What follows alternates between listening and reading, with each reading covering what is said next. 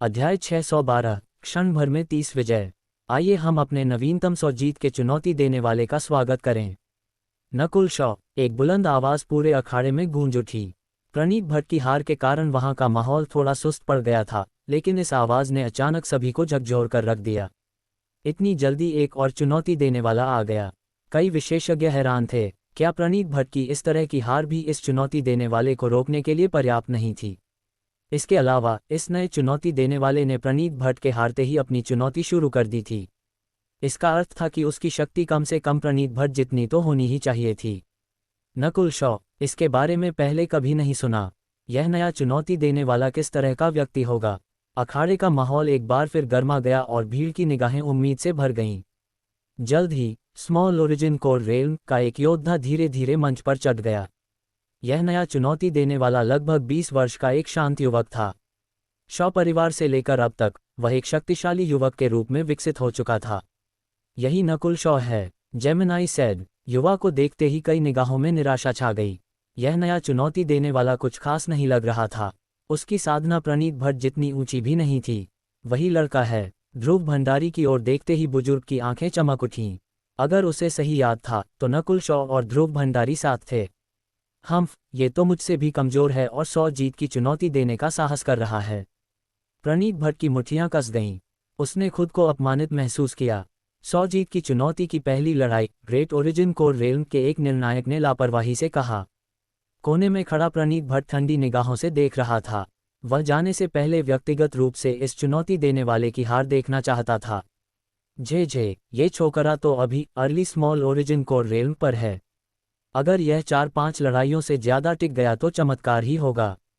आसपास की चर्चाएं वही थीं जो प्रणीत भट्ट सोच रहा था। मंच पर नकुल शॉ मुस्कुराया। 100 जीत की चुनौती का गौरव मेरे द्वारा प्राप्त किया जाएगा।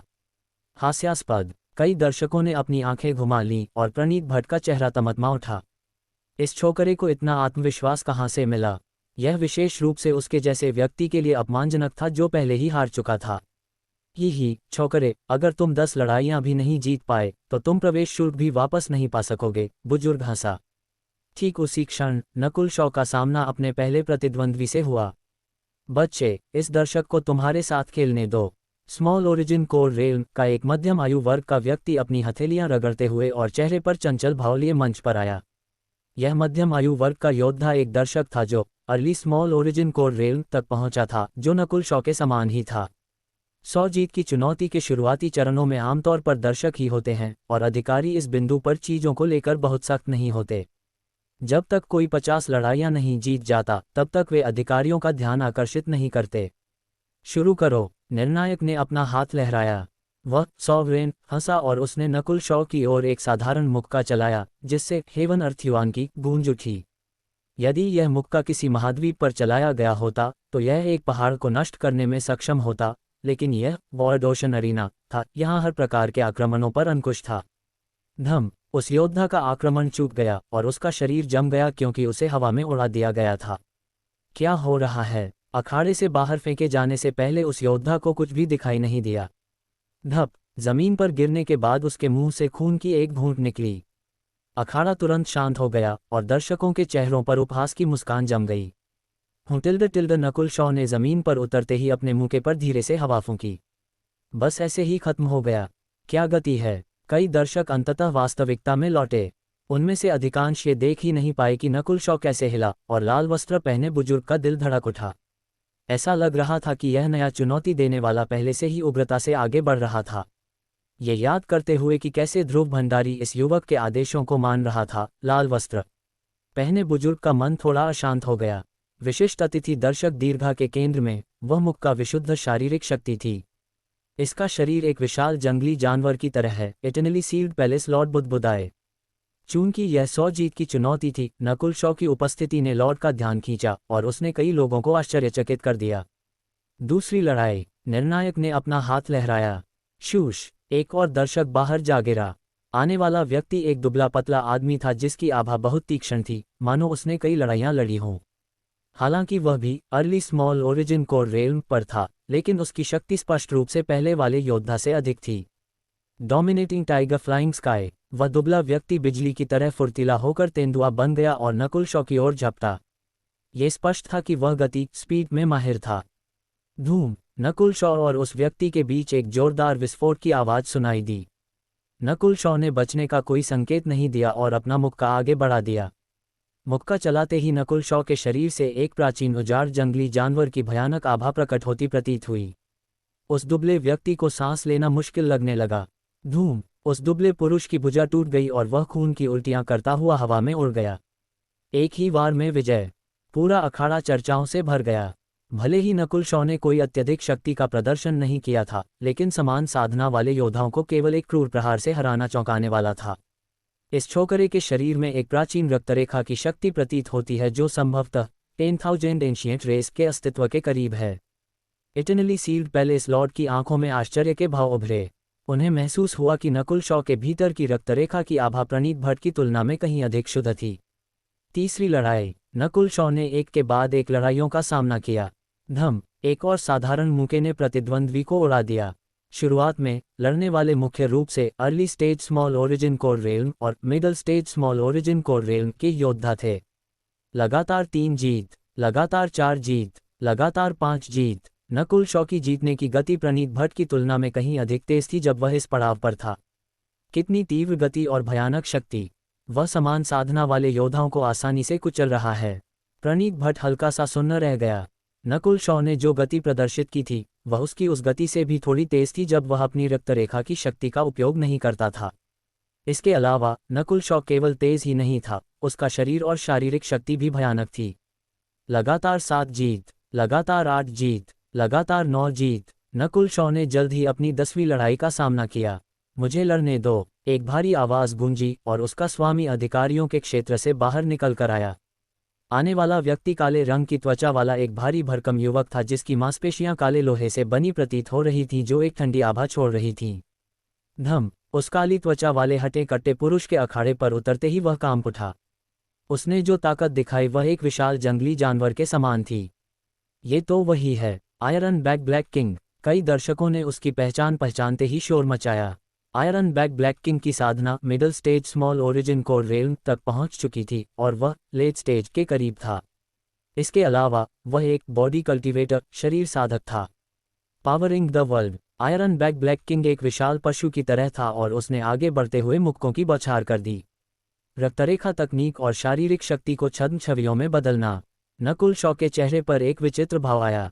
10वीं लड़ाई में अंततः उसे कोई थोड़ा दिलचस्प व्यक्ति मिला क्योंकि 10वीं लड़ाई एक महत्वपूर्ण बिंदु थी। यदि कोई 10वीं लड़ाई नहीं जीत पाता तो वह अपना प्रवेश शुल्क भी वापस नहीं पा सकता था।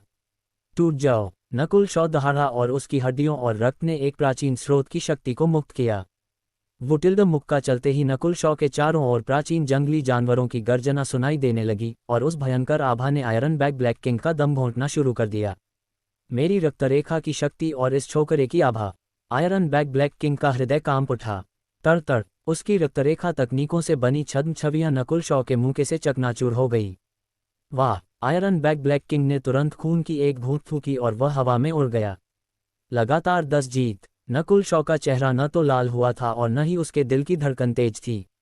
उसने बिल्कुल भी ट्रू युआन या अपनी रक्तरेखा की शक्ति का उपयोग नहीं किया था। एंशिएंट ड्रीम रेल्म की आभा और हृदय के रक्त के सार के उपयोग से उसका शरीर और अस्तित्व का स्तर नाटकीय रूप से बदल गया था। वर्तमान में उसके अस्तित्व की स्थिति ग्रेट ओरिजिन कोर रेल्म की सीमा तक पहुंच चुकी थी, जबकि उसकी शारीरिक शक्ति समान साधना वाले एक जंगली जानवर के बराबर थी। इसके अलावा नकुल शॉ के शरीर में एक प्राचीन आभा थी जो अन्य रक्तरेखा शक्तियों को दबा देती थी। 10,000 एंशिएंट रेस की रक्तरेखाओं के अलावा शायद ही कोई अन्य रक्तरेखा आभा हो जो इतनी सारी रक्तरेखाओं को दबा सके। इटर्नली सील्ड पैलेस लॉर्ड की आंखों में एक चमक कौंधी और वे बुदबुदाए। 10वीं लड़ाई जीतने के बाद भी नकुल शॉ ने लड़ना जारी रखा। आखिरकार उसने अभी तक ट्रू युआन का उपयोग करना शुरू भी नहीं किया था। लगातार 11 जीत, 12 जीत, 15 जीत। नकुल शॉ की जीत का रिकॉर्ड बढ़ता ही गया और उसके सभी प्रतिद्वंद्वी एक ही मुक्के से हवा में उड़ गए क्योंकि उनकी रक्तरेखा शक्तियां दब गई थीं। लगातार 20 जीत। पूरे अखाड़े में चर्चा छिड़ गई। 100 जीत की चुनौती के नियमों के अनुसार चुनौती देने वाले को हर दिन 10 लड़ाइयां जीतने के बाद आराम करने का अधिकार था, लेकिन नकुल शॉ पहले ही लगातार 20 जीत चुका था।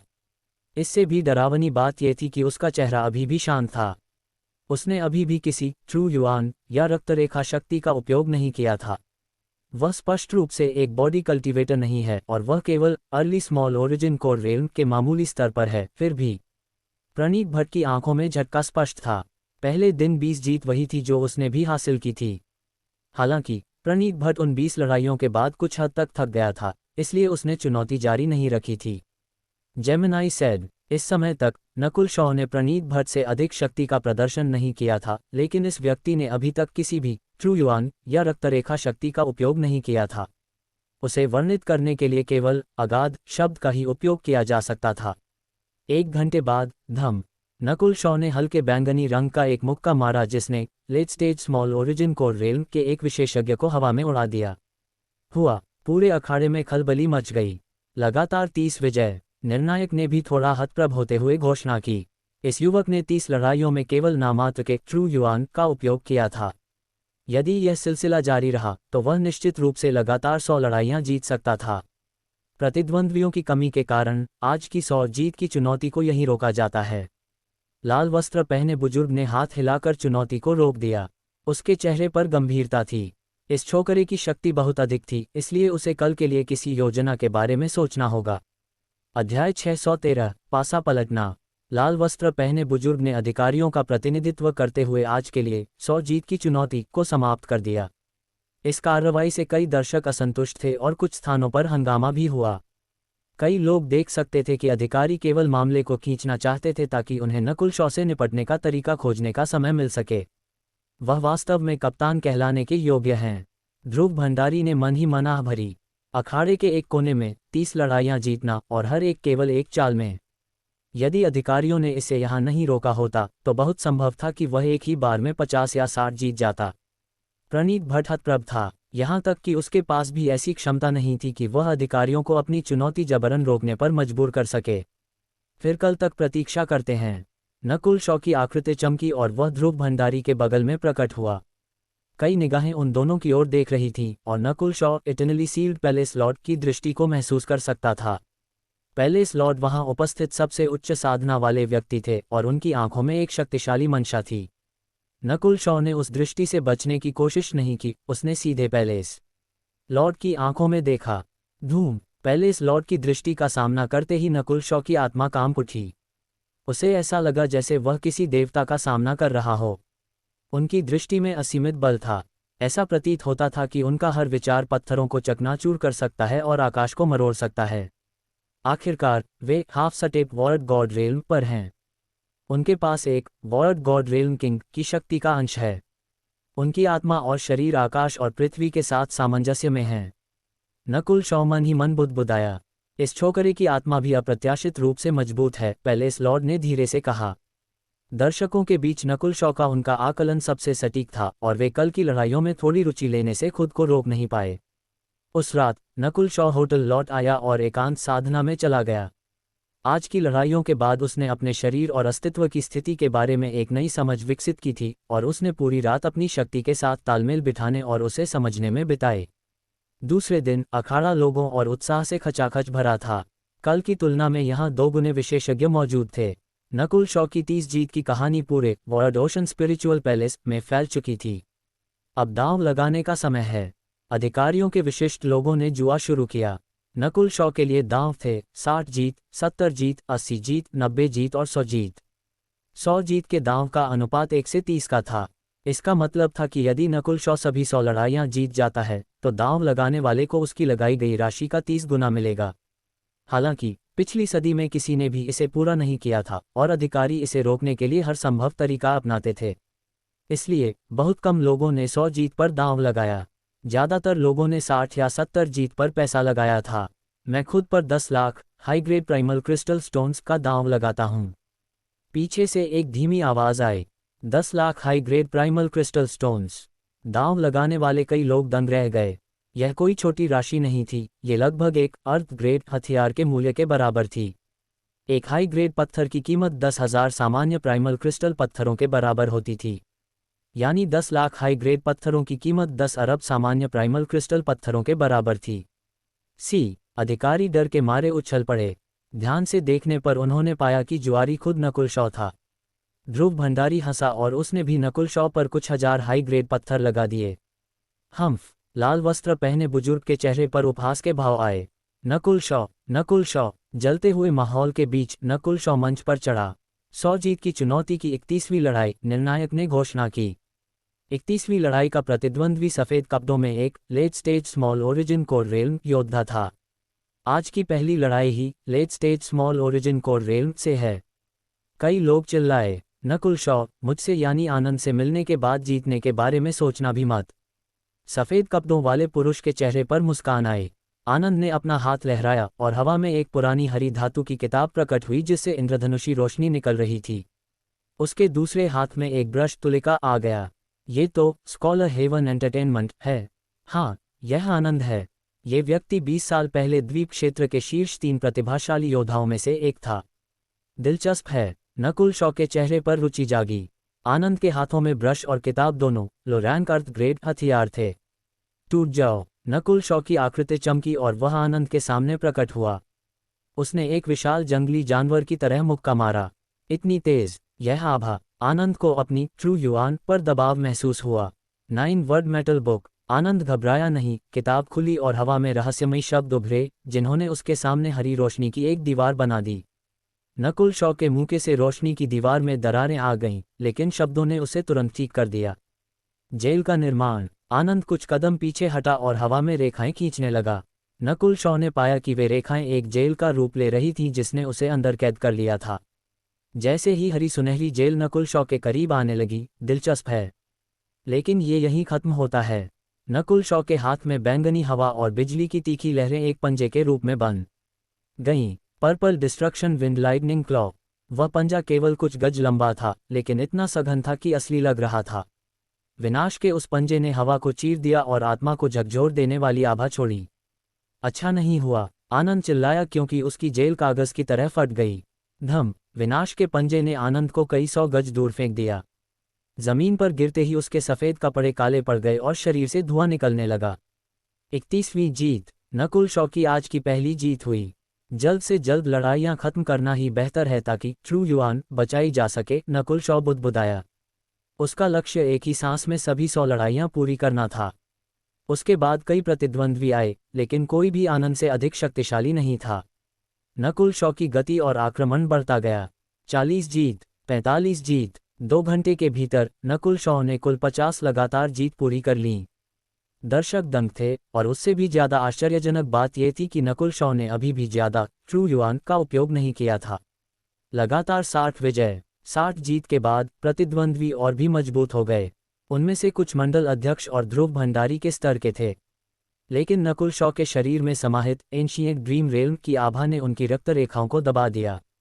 70वीं लड़ाई। निर्णायक ने लंबी सांस लेते हुए घोषणा की, नकुल शॉ, तुम्हारा प्रतिद्वंद्वी मैं हूं। मंच पर एक शालीन पुरुष प्रकट हुआ, प्रणीत भट्ट। भीड़ में फिर से चर्चा शुरू हो गई। उसका प्रतिद्वंद्वी 100 जीत की चुनौती का पिछला हारा हुआ योद्धा प्रणीत भट्ट था। शुरू करो। प्रणीत भट्ट ने तुरंत हमला किया। उसने पिछली लड़ाइयां देखी थीं, इसलिए वह जानता था कि नकुल शॉ बिजली की तरह तेज है। वह तुरंत हारना नहीं चाहता था। Word sky darkness. Praneet Bhatt की आकृति अंधेरे में विलीन हो गई। इस अंधेरे में नकुल शॉ की इंद्रियां सीमित थीं। ये प्रणीत भट्ट का रक्तरेखा डोमेन था। नकुल शॉ इस रहस्यमयी तकनीक का मुकाबला कैसे करेगा? क्या उसके पास कोई ऐसी तकनीक है जो इस संवेदी प्रतिबंध को तोड़ सके? प्रणीत भट्ट की इस चुनौती के बारे में आपका क्या विचार है? क्या आपको लगता है कि वह नकुल शॉ की गति को रोकने में सफल होगा? अध्याय 614, जनसमूह पर प्रभुत्व। Word sky darkness. Nakul Shaw अंधेरे में घिर गए और उन्होंने प्रणीत भट्ट का सुराग खो दिया। कई दर्शक प्रणीत भट्ट की नाइट शैडो ब्लडलाइन से परिचित थे, जो उसे अंधेरे में विलीन होने और कहीं भी प्रकट होने की अनुमति देती थी। इस डोमेन में मेरी इंद्रियां सीमित हैं।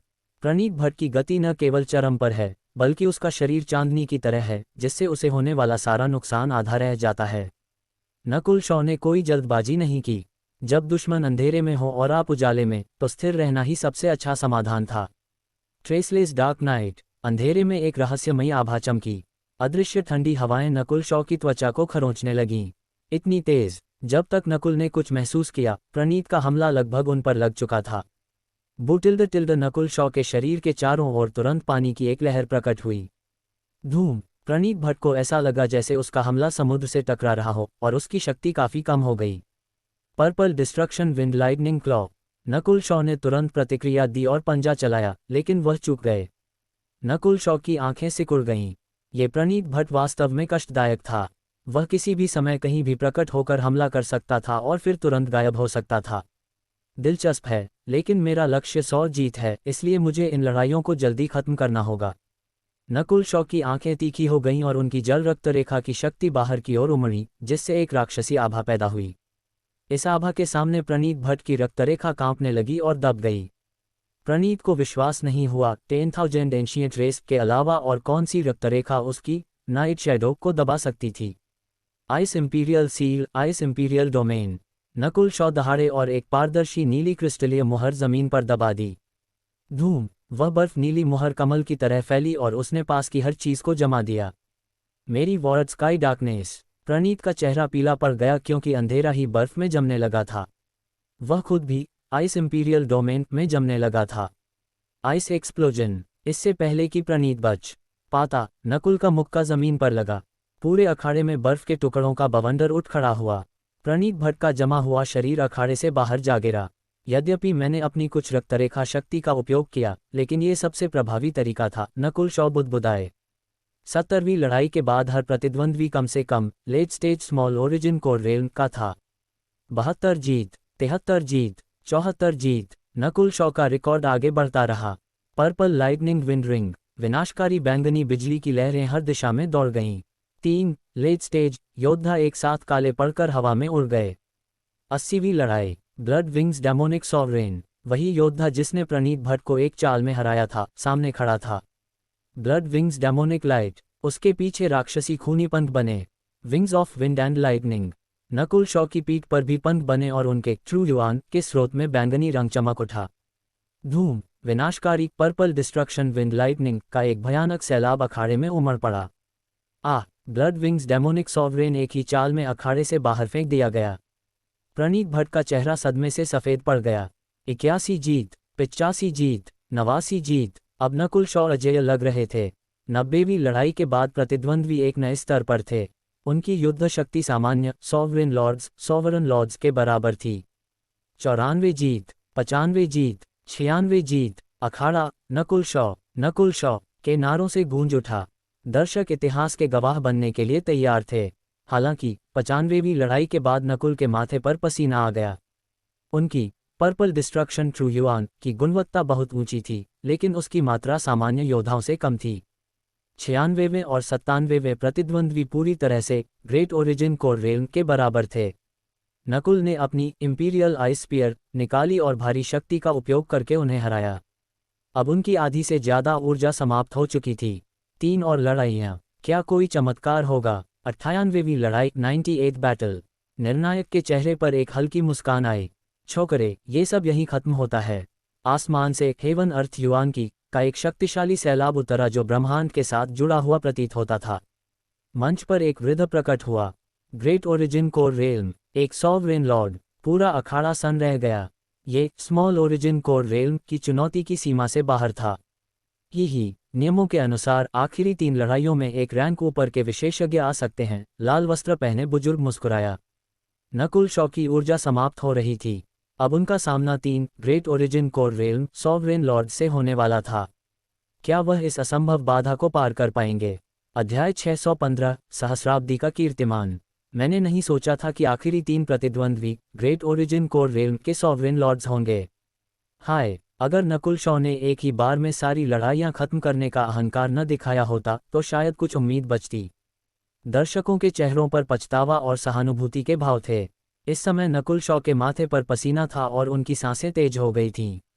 यह मानना ही होगा कि नकुल के पास सामान्य ग्रेट ओरिजिन कोर रेल्म योद्धाओं को हराने की क्षमता थी, क्योंकि उन्होंने पहले भी कई ऐसे योद्धाओं को धूल चटाई थी जिनके पास अस्थायी रूप से वैसी शक्ति थी। मैंने अपने ट्रू युआन और रक्तरेखा शक्ति का 70% से अधिक हिस्सा खर्च कर दिया है। नकुल ने अपने प्रतिद्वंद्वी का निरीक्षण किया। वह वृद्ध मिडल स्टेज पर था। नियमों के अनुसार यही उच्चतम सीमा थी। चुनौती जीतने के लिए अभी भी 3 लोग बाकी हैं। मुझे उन्हें जल्द से जल्द खत्म करना होगा। नकुल की आंखें चमक उठीं। शुरू करो। निर्णायक ने हाथ हिलाया। Iron river mountain. उस वृद्ध ने अपना हाथ आगे बढ़ाया और ऐसा लगा जैसे पीतल के पहाड़ जमीन से निकलकर परिदृश्य ही बदल रहे हों। वह स्थिरता पर ध्यान केंद्रित करते हुए नकुल शॉ को कुचलने के लिए आगे बढ़ा। क्या उस सॉवरेन लॉर्ड को कोई शर्म नहीं है? कप्तान के साथ लड़ाई को खींचने की कोशिश कर रहा है। ध्रुव भंडारी का चेहरा घृणा और क्रोध से भर गया। ये साफ था कि प्रतिद्वंद्वी केवल नकुल को थकाना चाहता था, जीतना नहीं। Water spirit divine change. Nakul Shaw के चारों ओर एक गहरा नीला प्रकाश चमका, जिससे अंतरिक्ष मुड़ने लगा। उनका शरीर तरल हो गया और उन पर पानी की लहरें बहने लगीं। उस क्षण नकुल शॉ एक वाटर स्पिरिट जायंट बन गए। वृद्ध के हमले नकुल के शरीर के आर पार निकल गए, जैसे समुद्र में पत्थर गिर रहे हों। इस अवस्था में नकुल की रक्षा अद्वितीय थी। टूट जाओ। जायंट नकुल ने अपनी हथेलियां आगे बढ़ाईं, जिससे सुनामी जैसी लहरें उठीं। जैसे जैसे नकुल एंशिएंट ड्रीम रेल्म की आभा सोख रहे थे, उनकी रक्तरेखा और शरीर में एक अज्ञात परिवर्तन हो रहा था। तड़ आमने सामने की टक्कर में वृद्ध को पीछे हटने पर मजबूर होना पड़ा। 2-3 प्रहारों के बाद वह खून थूकने लगा। एक प्राचीन आभा। क्या नकुल की रक्तरेखा भी 10,000 एंशिएंट रेस्ट से है? पैलेस लॉर्ड ने सोचना शुरू किया। धूम। वृद्ध अखाड़े से बाहर जा गिरा। उसका चेहरा पीला था। अगर वह किसी सामान्य योद्धा से हारता तो उसे शर्म आती, लेकिन एक महान रक्तरेखा वाले योद्धा से हारने में उसे कोई अपमान महसूस नहीं हुआ। नकुल वापस अपने ठोस रूप में आए और भावनाहीन स्वर में बोले, मेरी रक्तरेखा अभी 10,000 एंशिएंट रेस्ट से थोड़ी दूर है। उन्होंने विक्की झांक की शक्ति देखी थी और जानते थे कि अभी थोड़ा अंतर बाकी है। 99वीं लड़ाई 99th बैटल। अखाड़े का माहौल चरम पर था। किसी ने नहीं सोचा था कि नकुल एक सॉवरेन लॉर्ड को भी हरा देंगे। नकुल शॉ, तुम वाकई मजबूत हो। मैं तुम्हारा सम्मान करती हूँ। एक सुंदर लाल वस्त्र पहने महिला मंच पर आए। दुर्भाग्य से तुम्हारी शक्ति समाप्त हो गई है। अगर तुम मुझे हरा भी दो तो 100वीं लड़ाई नहीं जीत पाओगे। उसने अनुमान लगाया कि नकुल के पास केवल 10% ऊर्जा बची थी। लेकिन नकुल शांत खड़े रहे। उनके अस्तित्व का स्तर इतना ऊंचा था कि उनकी रिकवरी तंदुरुस्त होने की गति बहुत तेज थी। फ्लेमिंग फीनिक्स तकनीक। महिला ने हमला किया। उसका शरीर आग की तरह लाल रोशनी में नहाया हुआ था। नकुल फिर से वाटर स्पिरिट जायंट बन गए। हालांकि इस बार तरल रूप लेते समय उन्हें भीतर से एक खालीपन महसूस हुआ। 10 चालों के बाद रहस्यमयी प्राचीन पैटर्न ने महिला की फीनिक्स रक्तरेखा को दबा दिया और वह अखाड़े से बाहर फेंक दी गई। 99 लगातार विजय। जैसे ही नकुल अपने शारीरिक रूप में वापस आए, उनका शरीर लड़खड़ाने लगा। कप्तान। ध्रुव भंडारी चिल्लाया। नकुल का चेहरा सफ़ेद पड़ चुका था। उनकी ऊर्जा पूरी तरह समाप्त हो गई थी। क्या ये सब बेकार जाएगा? अखाड़े में सन्नाटा पसर गया। झे छोकरे, अगर तुम इतने अभिमानी न होते तो शायद जीत जाते। लाल वस्त्र वाले बुजुर्ग ने राहत की सांस ली। नकुल के पास अब लड़ने की ताकत नहीं थी और आखिरी प्रतिद्वंद्वी एक राक्षसी अस्तित्व था। कितना अफसोसजनक है। काले कपड़ों में एक लंबा व्यक्ति मंच पर आया। उसकी आंखें सितारों की तरह चमक रही थीं। त्यानजुन, ये वही है जिसने 100 साल पहले ये चुनौती जीती थी। कुछ पुराने विशेषज्ञों को याद आया, त्यानजुन ने 100 साल पहले late stage small origin core realm में ये कारनामा किया था। वह एक युग का महानायक था। नकुल शॉ, अगर तुम अपनी पूर्ण शक्ति में होते तो हमारी लड़ाई देखने लायक होती, लेकिन अब। त्यानजुन ने अपना सिर हिलाया। उसे नकुल पर तरस आ रहा था। त्यानजुन, अब हार जीत के बारे में कोई संदेह नहीं बचा है। नकुल शॉ आत्मविश्वास से मुस्कुराए। भले ही उनकी ट्रू युआन और रक्तरेखा शक्ति खत्म हो चुकी थी, लेकिन वे अधिक थे। क्या इसके पास कोई और छुपा हुआ पत्ता है? पैलेस लॉर्ड सोच में पड़ गए। नकुल ने अभी तक अपनी आत्मा की शक्ति का ज्यादा इस्तेमाल नहीं किया था। मंच पर आई ऑफ इल्यूजन, भ्रम की आंख। युवक के बाल हवा में उड़ने लगे और उसकी बाईं आंख से एक असीमित ठंडी और आकर्षक शक्ति निकली।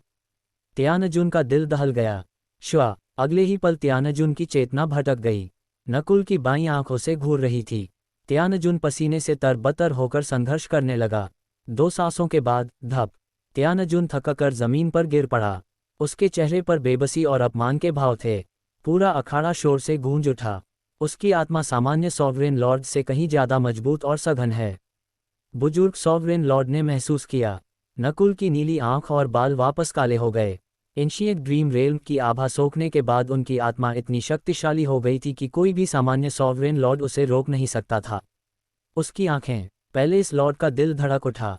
उन्होंने ऐसी शक्तिशाली नेत्र रक्तरेखा केवल स्पिरिचुअल सेक्रेड लैंड्स में ही देखी थी। 100 जीत की चुनौती के चमत्कारिक विजेता नकुल शॉ, निर्णायक ने बुलंद आवाज में घोषणा की। उन्होंने न केवल चुनौती जीती, बल्कि पिछले विजेता को भी हराया। सिर्फ 2 दिनों में 100 जीत। यह एक ऐसा रिकॉर्ड है जो अगले 1000 सालों तक नहीं टूटेगा। हजारों आवाजें एक साथ गूंज रही थीं। इटरनली सील्ड पैलेस लॉर्ड अपनी जगह से खड़े हो गए और नकुल शॉ को बड़ी गौर से देखने लगे। अध्याय 616 स्पिरिचुअल पैलेस गोल्ड टोकन। 2 दिनों के भीतर 100 जीत की चुनौती को पूरा करना इटरनली सील्ड आइलैंड्स जोन में एक ऐसा कीर्तिमान बन गया जिसे अगले 1000 वर्षों तक तोड़ना असंभव होगा।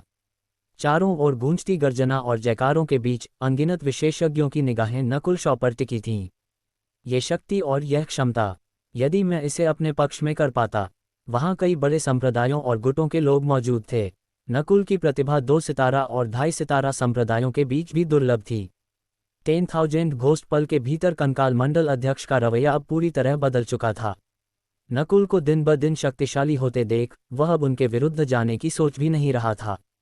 इसके बजाय उसका पूरा ध्यान नकुल का विश्वास जीतने और उनके लिए काम करने पर था। अखाड़े के भीतर कुछ लोग खुश थे तो कुछ नहीं। जिन्होंने जुआ खेला था वे पछतावे से भरे थे। बहुत कम लोगों ने 100 जीत पर दांव लगाने की हिम्मत की थी। नकुल ने खुद पर 10 lakh high grade primal crystal stones लगाए थे। 30 गुना रिटर्न के हिसाब से नकुल को कुल 3 अरब सामान्य प्राइमल क्रिस्टल स्टोन्स मिलने वाले थे। हा 3 अरब प्राइमल क्रिस्टल स्टोन्स एक सामान्य 1 सितारा कबीले को खरीदने के लिए पर्याप्त हैं। नकुल की खुशी का ठिकाना न था। ध्रुव भंडारी ने भी 3000% का मुनाफा कमाया था। सर्वोच्च पुरस्कार, लाल वस्त्र पहने बुजुर्ग ने अब सम्मानपूर्वक नकुल का स्वागत किया। 1 घंटे बाद नकुल विशिष्ट अतिथि दीर्घा में अपना इनाम लेने पहुंचे। आने वाली पीढ़ी वाकई समृद्ध है, इटरनली सील्ड पैलेस लॉर्ड ने मुस्कुराते हुए प्रशंसा की। बुजुर्ग ने पुरस्कारों की घोषणा की। मिट्टी अर्थ ग्रेड हथियार, tyrannical emperor's hammer, spiritual palace gold token. ये धारक को वर्ल्ड ओशन स्पिरिचुअल पैलेस में मुफ्त रहने और आधिकारिक बाजारों में 40% की छूट दिलाता है। 1 अरब प्राइमल क्रिस्टल स्टोन्स। नकुल ने पुरस्कार स्वीकार किए और आभार व्यक्त किया। पैलेस लॉर्ड ने नकुल को एक गहरी नज़र से देखा और फिर गायब हो गए। अगले दिन नकुल ने गोल्ड टोकन का उपयोग कर उन कमरों में प्रवेश किया जहां कभी पवित्र भूमि के विक्की झांग और रवि चेन रुके थे। उन्होंने अपनी पर्पल डिस्ट्रक्शन ट्रू युआन को पुनः प्राप्त किया। नकुल का कोर सेंटर सामान्य से 10 गुना छोटा था, लेकिन उसकी गुणवत्ता इतनी अधिक थी कि वह क्रिस्टल कोर की तरह चमक रहा था। पैलेस लॉर्ड से भेंट। 3 दिन बीत गए, लेकिन पैलेस लॉर्ड ने नकुल को व्यक्तिगत रूप से नहीं बुलाया, जबकि उन्होंने प्रणीत भट्ट को 2 दिन पहले ही बुलाया था। यह ऐसा नहीं होना चाहिए। नकुल को चिंता हुई। उन्हें परस्यूट ऑफ डेथ, मृत्यु का पीछा से बचने के लिए जल्द निकलना था। नकुल ने स्वयं पैलेस लॉर्ड से मिलने का निर्णय लिया। गोल्ड टोकन देखते ही रक्षकों ने उन्हें तुरंत अंदर जाने का रास्ता दिया। महल के एक शांत बगीचे में नकुल का सामना पैलेस लॉर्ड और प्रणीत भट्ट से हुआ। पैलेस लॉर्ड मन ही मन सोच रहे थे, इस नकुल शॉ की पृष्ठभूमि जटिल है। इसके पीछे निश्चित रूप से कोई वॉर्ड गॉड रेल्म का बुजुर्ग है। ये छोटा सा पैलेस इस ड्रैगन को थामने के लिए पर्याप्त नहीं है। नकुल ने शिष्टाचार के बाद सीधे मुद्दे की बात की। पैलेस लॉर्ड, मुझे आपकी सहायता चाहिए। यदि आप मदद करेंगे तो मैं भविष्य में इसे कई गुना चुकाऊंगा। नकुल ने स्पिरिचुअल जोन टेलीपोर्टेशन एरे का उपयोग करने की अनुमति मांगी ताकि वे सीधे ट्रू मार्शल सेक्रेड लैंड्स पहुंच सकें। जहाज से जाने में 5-6 साल लग सकते थे, जबकि टेलीपोर्टेशन से समय और परस्यूट ऑफ डेथ का खतरा दोनों कम हो जाते। पैलेस लॉर्ड की भौहें तन गईं। तुम जानते हो कि जोन टेलीपोर्टेशन एरे जनता के लिए नहीं है और तुम पवित्र भूमि जाना चाहते हो जो बाहरी दुनिया के लिए बंद है। नियमों के विरुद्ध जाकर तुम्हारी मदद करना मेरे लिए एक बड़ा जोखिम है। नकुल बड़ी बेसब्री से जवाब का इंतजार करने लगे। क्या पैलेस लॉर्ड भविष्य के वादे पर भरोसा करेंगे या जोखिम उनके लिए बहुत बड़ा साबित होगा? क्या आपको लगता है कि नकुल शॉ का स्पिरिचुअल पैलेस गोल्ड टोकन उन्हें नियमों से ऊपर उठने में मदद करेगा? अध्याय 617 सफलता। उद्धरण चिन्ह ... नियमों के विरुद्ध जाकर तुम्हारी मदद करना मेरे लिए एक बड़ा जोखिम है। इटरनली सील्ड पैलेस लॉर्ड का रवैया स्पष्ट था। हालांकि नकुल शॉ इस परिणाम के लिए तैयार थे, फिर भी उनका मन थोड़ा निराश हो गया। क्या कोई और रास्ता नहीं है? नकुल ने हार नहीं मानी। वास्तव में कोई रास्ता नहीं है। स्पिरिचुअल सेक्रेड लैंड्स, आध्यात्मिक पावन भूमि, अलग आयामों में हैं। वहां केवल विशिष्ट प्रवेश द्वारों से या स्पिरिचुअल जोन टेलीपोर्टेशन एरे के माध्यम से ही प्रवेश किया जा सकता है, लेकिन दोनों ही विकल्पों पर सेक्रेड लैंड्स के विशेषज्ञों का पहरा होता है। एक बाहरी व्यक्ति के लिए वहां घुसना लगभग असंभव है, पैलेस लॉर्ड ने आत्मविश्वास से कहा। नकुल समझ गए कि असली समस्या बाहरी लोगों पर लगा प्रतिबंध है। पैलेस लॉर्ड के लिए नकुल को सेक्रेड लैंड के पास वाले किसी दूसरे पैलेस में भेजना मुश्किल नहीं था, लेकिन सीधे सेक्रेड लैंड के भीतर भेजना नियमों का घोर उल्लंघन था। वहां केवल 3 स्टार 3 सितारा शक्तियां होती हैं और सभी संसाधन केवल सदस्यों के लिए सुरक्षित होते हैं। जब तक तुम वहां के सदस्य नहीं बन जाते तब तक प्रवेश कठिन है, और सदस्य बनने के लिए तुम्हें पहले वहां पहुंचना होगा। पैलेस लॉर्ड ने सिर हिलाया। आपके पास स्पिरिचुअल पैलेस गोल्ड टोकन है। यदि आप भारी मात्रा में प्राइमल क्रिस्टल स्टोन्स खर्च करने को तैयार हैं तो मैं आपको उस पैलेस तक भेज सकता हूं जो सेक्रेड लैंड के सबसे करीब है। नकुल सोचने लगे। पैलेस लॉर्ड मुस्कुराते हुए उनके जवाब का इंतजार कर रहे थे। वे हैरान थे कि नकुल को वहां जाने की इतनी जल्दी क्यों है। वरिष्ठ, क्या मैं आपसे किसी व्यक्ति के बारे में पूछ सकता हूं? नकुल ने अचानक पूछा। उनके वहां जाने का असली कारण एक व्यक्ति को ढूंढना था। कौन है वह? मैं सेक्रेड लैंड्स में कई 100 साल रहा हूं, मैं वहां के लगभग सभी प्रसिद्ध लोगों को जानता हूं। नकुल ने एक गहरी सांस ली। उन्हें पर्पल सेंट पार्शियल स्पिरिट बैंगनी संत की आंशिक आत्मा के शब्द याद आए। Nakul, true martial sacred land जाओ और मेरे पर्पल सेंट टोकन के साथ गोपी भल्ला नामक व्यक्ति को ढूंढो। मुझे नहीं पता कि वह जीवित है या नहीं, लेकिन अगर वह है तो वह तुम्हारी मदद जरूर करेगा। उस पर भरोसा किया जा सकता है। क्या आप गोपी भल्ला नाम के किसी व्यक्ति को जानते हैं? नकुल ने पूछा। गोपी भल्ला? क्या तुम उन्हीं की बात कर रहे हो? पैलेस लॉर्ड का चेहरा अचानक बदल गया। उनके चेहरे पर स्पष्ट रूप से झटके और उत्तेजना के भाव थे। क्या तुम्हारा गोपी भल्ला से कोई संबंध है? पैलेस लॉर्ड ने बेहद उत्सुक स्वर में पूछा। ये साफ था कि इस नाम ने उन्हें हिलाकर रख दिया था। नकुल थोड़ा रुके और फिर बोले, वरिष्ठ, गोपी भल्ला मेरे एक पूर्वज के मित्र हैं। मेरे पूर्वज मृत्यु के निकट हैं और उन्होंने ही मुझे उन्हें ढूंढने के लिए कहा है। ये सुनते ही पैलेस लॉर्ड ने नकुल को एक नई नज़र से देखा। नकुल शॉ, अगर तुम सच कह रहे हो तो मैं जोखिम उठाऊंगा और गोपी भल्ला तक पहुंचने में तुम्हारी मदद करूंगा। नकुल हैरान रह गए। अभी कुछ पल पहले पैलेस लॉर्ड मदद करने से कतरा रहे थे, लेकिन गोपी भल्ला का नाम सुनते ही वे तैयार हो गए। यह अविश्वसनीय था। धन्यवाद वरिष्ठ, नकुल ने तुरंत आभार व्यक्त किया। तैयारी और एंशिएंट ड्रीम रेल्म। अगले आधे महीने तक नकुल ने अपनी साधना पर ध्यान केंद्रित किया। गोल्ड टोकन की मदद से उन्होंने रियायती दरों पर विंड, हवा और लाइटनिंग बिजली तत्व के संसाधन खरीदे। उनका कॉस्ट सेंटर जो पीले दाने के आकार का था, अब बढ़ने लगा था। उन्होंने एंशिएंट ड्रीम रेल्म प्राचीन स्वप्न लोक में प्रवेश करना जारी रखा। अब वे वहां 90 सांसों तक रुक पा रहे थे। उन्होंने वहां की रहस्यमयी आभा का एक अंश अपने शापित प्रेत शवों को देना शुरू किया। इन शवों का शरीर मजबूत हो रहा है और इनकी मृत्यु और यिन की शक्ति अपने मूल स्रोत के करीब पहुंच रही है। नकुल ने गौर किया। कंकाल मंडल अध्यक्ष ये देखकर दंग रह गया। इन प्रेत शवों की क्षमता पहले केवल half step origin core realm तक सीमित थी, लेकिन अब इनकी शक्ति और भविष्य की संभावनाएं बहुत बढ़ गई हैं। योजना का खुलासा। 10 दिन बाद पैलेस लॉर्ड ने नकुल को बुलाया। नकुल, योजना तैयार है। मैं तुम्हें जल्द ही ट्रू मार्शल सेक्रेड लैंड में प्रवेश दिला सकता हूँ। बहुत अच्छा। नकुल के चेहरे पर खुशी की लहर दौड़ गई। पैलेस लॉर्ड के हाथ में एक रत्न जैसा शुद्ध टोकन था जिस पर सुनहरी लकीरें थीं। उस पर लिखा था अतिथि। यह एक गेस्ट टोकन है। ये किसी बाहरी व्यक्ति को बहुत कम समय के लिए सेक्रेड लैंड के भीतर रहने की अनुमति देता है, लेकिन इसकी एक शर्त है। ये केवल 10 दिनों के लिए मान्य है। 10 दिन, ये तो बहुत कम है। नकुल बुदबुदाए। समय कम है और जोखिम भी है।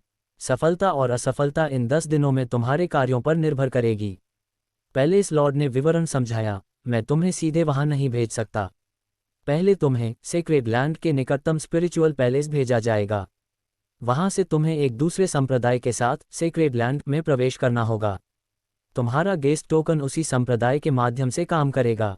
नकुल ने सहमति में सिर हिलाया। भले ही यह रास्ता थोड़ा घुमावदार था, लेकिन इसने उनके कई साल बचा लिए थे। अध्याय 618 ट्रू मार्शल द्वीप क्षेत्र।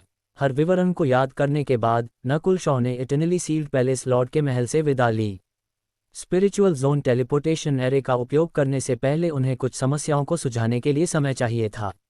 नकुल शॉ और इटर्नली सील्ड पैलेस लॉर्ड ने 3 दिन बाद इसका उपयोग करने का निर्णय लिया। अपने ठहरने के स्थान पर लौटने के बाद नकुल शॉ ने तुरंत चर्चा के लिए ध्रुव भंडारी, स्मृति और उनके साथियों को बुलाया। मैं 3 दिन बाद आप सभी को उस द्वीप क्षेत्र में ले जाऊंगा जहां ट्रू मार्शल सेक्रेड लैंड स्थित है, नकुल शॉ ने मुस्कुराते हुए कहा। ये सुनकर ध्रुव भंडारी और स्मृति दोनों के चेहरे पर खुशी की लहर दौड़ गई। 10,000 घोस्ट पल के भीतर मौजूद कंकाल डिवीजन लीडर अरूप भी उत्साहित था। स्पिरिचुअल सेक्रेड लैंड्स समुद्र के केंद्र में थे और वे सैकड़ों द्वीप क्षेत्रों पर नियंत्रण रखते थे। वहां पौराणिक 3 स्टार ताकतें भी मौजूद थीं। बेशक पहला कदम सभी को सेक्रेड लैंड के करीब ले जाना था। उसके बाद नकुल शॉ को अकेले ही ट्रू मार्शल सेक्रेड लैंड में प्रवेश करना था क्योंकि उनके पास केवल एक गेस्ट टोकन था। ये सुनकर ध्रुव भंडारी, स्मृति और कंपनी कुछ निराश हुए। सामान्य लोगों को स्पिरिचुअल सेक्रेड लैंड्स में प्रवेश की अनुमति नहीं थी। नकुल शॉ हल्के से मुस्कुराए, शांत हो जाए, ट्रू मार्शल सेक्रेड लैंड मेरी अंतिम मंजिल नहीं है, लेकिन मैं कुछ समय के लिए वहां रहूंगा और आप सभी को अंदर ले जाने का प्रयास करूंगा। ध्रुव भंडारी सोचे बिना नहीं रह सके। नकुल शॉ का लक्ष्य ट्रू मार्शल सेक्रेड लैंड था और उन्होंने वास्तव में इटरनली सील्ड पैलेस लॉर्ड को मदद के लिए मना लिया था। इसका मतलब था कि उनका कोई न कोई प्रभावशाली बैकग्राउंड जरूर होगा। साथ ही नकुल शॉ की अंतिम मंजिल ने ध्रुव भंडारी और स्मृति के मन में जिज्ञासा पैदा कर दी थी। 3 दिन बाद नकुल शॉ और सभी नाविक संगठित होकर एक प्राचीन हॉल के सामने एकत्र हुए। ये हॉल भारी सुरक्षा में था और वहां 4 या 5 सॉवरेन लॉर्ड्स मौजूद थे। नकुल शॉ एक half step void god realm के धुंधले आभास को भी महसूस कर सकते थे और वह ऊर्जा इटरनली सील्ड पैलेस लॉर्ड की नहीं थी। स्पिरिचुअल जोन टेलीपोर्टेशन एरे की सुरक्षा के लिए एक half step void god realm और कई विशेषज्ञ तैनात हैं। नकुल शॉ अपनी जीभ चटकाए बिना नहीं रह सके। इसके अलावा हॉल के चारों ओर एक घातक सुरक्षा घेरा किलिंग एरे था जो ओरिजिन कोर रेल्म के किसी भी व्यक्ति को आसानी से मार सकता था। साथ ही इटरनली सील्ड पैलेस लॉर्ड का महल इस एरे के बहुत करीब था। वॉइड गॉड रेल्म के शक्तिशाली योद्धाओं को भी यहां जबरन प्रवेश करने से पहले कई बार सोचना पड़ता। तभी एक पुराना एरे दिखाई दिया जिसके केंद्र में हरे रंग के ड्रैगन की नक्काशी थी। नकुल शॉ की गॉड स्पिरिचुअल आई के लिए भी यहाँ के एरे का पूरी तरह निरीक्षण करना कठिन था क्योंकि इनमें स्पेस के नियमों का समावेश था और ये एक हद तक 3 आयामों से परे थे। हालांकि नकुल की ईश्वरीय आंख शक्तिशाली थी, लेकिन उसका मूल स्वभाव स्थान से संबंधित नहीं था। आप सभी को ट्रू मार्शल द्वीप क्षेत्र भेजने में लगभग 8 peak grade primal crystal stones खर्च होंगे। इटरनली सील्ड पैलेस लॉर्ड ने दर्द भरे चेहरे के साथ 8 अनोखे प्राइमल क्रिस्टल स्टोन्स निकाले। ये पीक ग्रेड पत्थर बिल्कुल दोषरहित थे और उनसे शुद्ध हेवन अर्थ युआन की का विकिरण हो रहा था। Peak grade primal crystal stones. वहां मौजूद हर कोई दंग रह गया। Peak grade primal crystal stones इस ब्रह्मांड के सर्वश्रेष्ठ प्राइमल क्रिस्टल स्टोन्स हैं।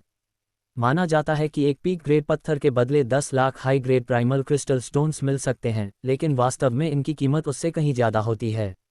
ध्रुव भंडारी, स्मृति और सभी नाविक स्तब्ध थे।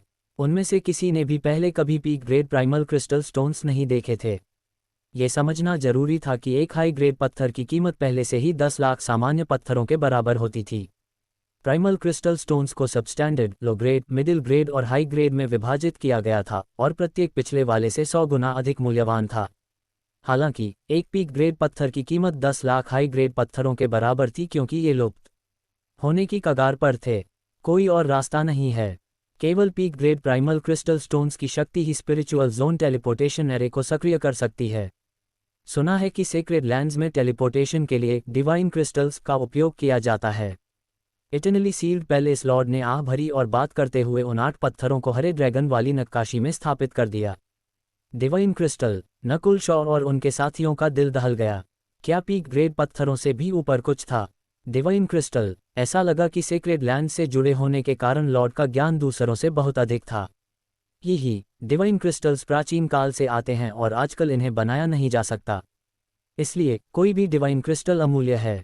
यहाँ तक कि वॉइड गॉड रेल्म के राजा और सम्राट भी इनसे दैवीय शक्ति को अवशोषित नहीं कर सकते। इटरनली सील्ड पैलेस लॉर्ड मुस्कुराए। जल्द ही टेलीपोर्टेशन एरे तैयार हो गया।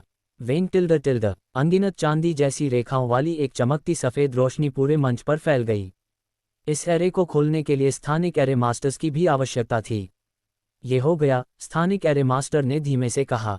निकलने से पहले नकुल शॉ ने इटरनली सील्ड पैलेस लॉर्ड को उन पीक ग्रेड पत्थरों की कीमत के बराबर high grade primal crystal stones देने चाहे। उन्होंने अखाड़े अरेना में खुद पर दांव लगाया था और उनके 10 लाख हाई ग्रेड पत्थर 30 गुना बढ़ चुके थे। लॉर्ड ने मुस्कुराते हुए सिर हिला दिया। अपनी संपत्ति के साथ उन्हें इसकी आवश्यकता नहीं थी। चलो चलें। नकुल शॉ ने इटनली सील्ड पैलेस लॉर्ड की ओर एक गहरी नज़र डाली। उन्हें पता था कि वह लॉर्ड के काफ़ी ऋणी हैं। वेंग टिल्ड स्थानिक विक्षोभ स्पेशल डिस्टर्बेंस की एक लहर ने एरे को ढक लिया। इटनली सील्ड पैलेस लॉर्ड ने नकुल शॉ और कंपनी को विदा किया। इस लड़के को सेक्रेड लैंड्स में भेजने के लिए अपने सभी संपर्कों का उपयोग करना। क्या ये वास्तव में इसके लायक है? स्थानिक एरे मास्टर ने पूछा। उसकी प्रतिभा और क्षमता को देखते हुए, और यदि वास्तव में उसका संबंध गोपी भल्ला से है तो ये पूरी तरह सार्थक होगा, इटनली सील्ड पैलेस लॉर्ड ने कहा। गोपी भल्ला? क्या वह मिस्टिक ट्रू मार्शल कबीले के वही व्यक्ति हैं? स्थानिक एरे मास्टर का हृदय कांप उठा और वह गहरी सांस लिए बिना नहीं रह सके। उसी समय असीमित समुद्र के एक अत्यंत दूरस्थ हिस्से में वेंग टिल्ड एक प्राचीन एरे स्टैंड पर एक दर्जन से अधिक आकृतियां प्रकट हुईं। यह नकुल शॉ और उनकी कंपनी थी। जैसे ही वे प्रकट हुए, स्मृति और नाविकों को असहजता महसूस हुई और वे लगभग जमीन पर गिर पड़े। स्पिरिचुअल जोन टेलीपोर्टेशन एरे ने उन्हें अंतरिक्ष स्पेस के माध्यम से स्थानांतरित किया था, जिससे संतुलन आसानी से खो गया था। यहाँ तक कि ध्रुव भंडारी को भी हल्की बेचैनी महसूस हुई। हम पहुँच गए। नकुल शॉ को बहुत बुरा महसूस नहीं हुआ, मुख्य रूप से इसलिए क्योंकि उनके अस्तित्व की स्थिति और शरीर दोनों ग्रेट ओरिजिन कोर रेल्म की सीमा तक पहुंच चुके थे और उनकी रक्तरेखा की शक्ति लगभग 10,000 एंशिएंट रेस के स्तर पर थी। बेहतर महसूस करने के बाद सभी ने अपने परिवेश का निरीक्षण करना शुरू किया। वे सभी ठंडी सांसें लिए बिना नहीं रह सके। वे एक छोटे से महल कैसल में थे जिससे समय समय पर स्थानिक विक्षोभ निकल रहे थे। 1, 2, 3, 8। नकुल शॉ ने गिना कि वहां 8 स्पिरिचुअल जोन टेलीपोर्टेशन एरे थे और यहाँ के रक्षक कम से कम सॉवरेन लॉर्ड्स थे। वहां 7 या 8 half step void god realm के योद्धा भी थे। नकुल शॉ को वहां एक वॉइड गॉड रेल्म के अस्तित्व का भी हल्का सा आभास हुआ। ये true martial void ocean spiritual palace है, अपनी सिफारिश की वस्तुएं निकालें। एक half step void god realm योद्धा की नज़रें जहां भी पड़ती, वहां की हेवन अर्थ युआन की जैसे जम जाती थी और सभी को सांस लेने में कठिनाई महसूस हुई। स्मृति और कंपनी को ऐसा लगा जैसे उनकी आत्माओं को जकड़ लिया गया हो और उन्होंने उसके खिलाफ जाने या झूठ बोलने की हिम्मत नहीं की। Guess token, spiritual palace gold token और इटर्नली सील्ड पैलेस लॉर्ड का टोकन। नकुल शॉ ने अपना हाथ हिलाया और कई वस्तुएं बाहर निकालीं। Half step void god realm योद्धा एक पल के लिए रुका। ही तो यह इटर्नली सील्ड पैलेस लॉर्ड के मित्र हैं। पास में पहरा दे रहा एक सफ़ेद दाढ़ी वाला बूढ़ा व्यक्ति तुरंत वहां प्रकट हुआ। ओह ओल्डली, तो यह आपके गोल्डन माउंटेन संप्रदाय के मेहमान हैं। पहरा देने वाले half step void god realm योद्धा ने मुस्कुराते हुए नकुल शॉ और कंपनी को आगे जाने दिया। क्या तुम नकुल शॉ हो? मैं यहाँ कुछ समय से इंतज़ार कर रहा हूँ। सफ़ेद दाढ़ी वाले बूढ़े व्यक्ति ने मुस्कुराते हुए नकुल शॉ का निरीक्षण किया। क्या आप एल्डरली हैं? नकुल शॉ को आश्चर्य नहीं हुआ। इटर्नली सील्ड पैलेस लॉर्ड ने उन्हें जाने से पहले बताया था। हर कदम और चरण से गुजरने के बाद ही Nakul Shaw true martial sacred land में प्रवेश कर पाएंगे। वह मैं ही हूँ, लेकिन तुम मुझे ओल्डली कह सकते हो। सफ़ेद दाढ़ी वाला बूढ़ा व्यक्ति अत्यंत दयालु था और वह नकुल शॉ और कंपनी को महल की ओर ले गया। ध्रुव भंडारी, स्मृति और कंपनी असहज थे। महल के बाहर का void ocean spiritual palace true martial island zone का था और ये इटर्नली सील्ड आइलैंड जोन या 1000 फ्लोइंग आइलैंड जोन के पहले से 10 गुना बड़ा था। वूश वूश, सॉवरेन्स और सॉवरेन लॉर्ड्स हर जगह देखे जा सकते थे। नकुल शॉ को वॉइड गॉड रेल्म की आभा का भी एहसास हो रहा था। मेरे प्रभु, ये कौन सी जगह है? ध्रुव भंडारी, स्मृति और कंपनी डर से भरे हुए थे। अंतर इतना बड़ा क्यों है? नकुल शॉ दंग रह गए। सफ़ेद दाढ़ी वाले ओल्डली उनके चेहरों पर झटके के भाव देखकर मुस्कुराए। ये ट्रू मार्शल आइलैंड जोन है और यहाँ हर कोई स्पिरिचुअल सेक्रेड लैंड में प्रवेश करने के अधिकार के लिए प्रतिस्पर्धा करने आया है। True martial island zone. Nakul Shaw और कंपनी को यह एहसास होने लगा कि ये द्वीप क्षेत्र दूसरों से अलग था। ट्रू मार्शल आइलैंड जोन आसपास का सबसे मजबूत द्वीप क्षेत्र है और यहाँ लगभग 100 से 200 2 स्टार संप्रदाय हैं, जिनमें से कई 2 स्टार के शिखर तक पहुँच चुके हैं। ओल्डली ने आह भरी। 100 से 200 2 स्टार संप्रदाय। नकुल शॉ और कंपनी के मुंह खुले के खुले रह गए। स्पिरिचुअल सेक्रेड लैंड में 2 स्टार संप्रदायों के लिए 33 स्लॉट्स हैं, 3 स्टार संप्रदायों को छोड़कर। पिछले कुछ वर्षों में इन संप्रदायों ने एक दूसरे के साथ लड़ाई और प्रतिस्पर्धा की है। आखिरकार केवल सेक्रेड लैंड में ही 2 स्टार संप्रदाय 3 स्टार संप्रदाय बन सकते हैं। ओल्ड ली ने स्थिति का सार समझाया। ये सुनकर नकुल शॉ और उनके साथियों को सब समझ आ गया। चूंकि स्पिरिचुअल सेक्रेड लैंड यहीं स्थित था, इसलिए ट्रू मार्शल आइलैंड्स जोन हर चीज का केंद्र था। साथ ही ये वह स्थान भी था जहां सभी संप्रदाय एक दूसरे से लड़ते थे, और यह सब केवल स्पिरिचुअल सेक्रेड लैंड में प्रवेश करने का अवसर पाने के लिए था। ओल्ड ली नकुल शॉ और कंपनी को वॉइड ओशन स्पिरिचुअल पैलेस के भीतर एक घर में ले गए। ये वॉइड ओशन स्पिरिचुअल पैलेस के भीतर गोल्डन माउंटेन संप्रदाय का प्रतीक्षा केंद्र है। गोल्डन माउंटेन संप्रदाय उन 33 संप्रदायों में से एक है जो स्पिरिचुअल सेक्रेड लैंड में प्रवेश करने में सक्षम है, ओल्ड ली ने गर्व के साथ कहा। एक संप्रदाय जो स्पिरिचुअल सेक्रेड लैंड में प्रवेश कर सकता है। ध्रुव भंडारी और कंपनी प्रशंसा और सम्मान से भर गए। जो संप्रदाय स्पिरिचुअल सेक्रेड लैंड में प्रवेश करने के योग्य थे, वे निश्चित रूप से 2 स्टार संप्रदायों के बीच विशिष्ट एलीट्स थे, और वे मून डायमंड पैलेस या ब्लैक क्लिफ पैलेस जैसे संप्रदायों की तुलना में अनगिनत गुना अधिक शक्तिशाली थे। नकुल शॉ ने महसूस किया कि यहाँ की सबसे शक्तिशाली ऊर्जाएं कुछ half step void god realm योद्धाओं से आ रही थीं। सफ़ेद दाढ़ी वाले ओल्ड ली उनमें से एक थे। कुल मिलाकर हम 3000 लोगों को अंदर भेज सकते हैं।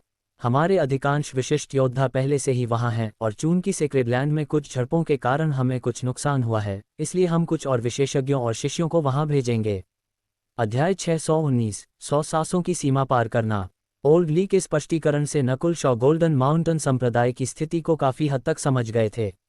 गोल्डन माउंटेन संप्रदाय के अधिकांश विशिष्ट योद्धा एलीट्स पहले से ही ट्रू मार्शल सेक्रेड लैंड में थे, और आसपास की अन्य शक्तियां ट्रू मार्शल आइलैंड्स जोन में एकत्रित हो गई थीं।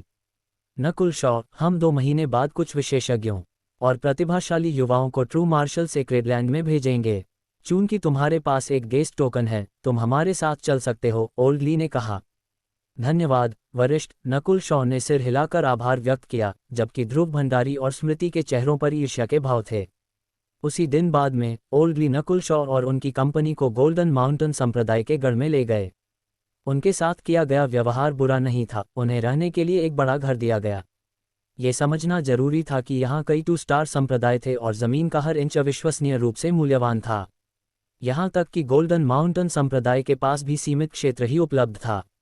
एल्डरली, उस लड़के का इतिहास क्या है?